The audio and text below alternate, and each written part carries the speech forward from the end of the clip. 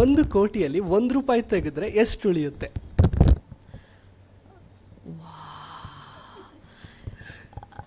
ಇರೀರಿ 99 lakhs 7 ಅಲ್ವಾ? Okay 99 lakhs 99,999,999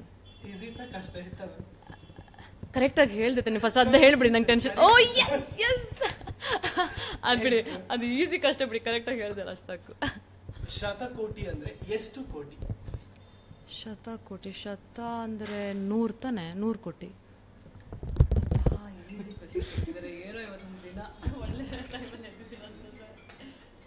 ಇನ್ನೊಂದು last question. 1 ಕೋಟಿಯಲ್ಲಿ 1 0 ತೆಗೆದ್ರೆ ಎಷ್ಟು ಉಳಿಯುತ್ತೆ? ಓಕೆ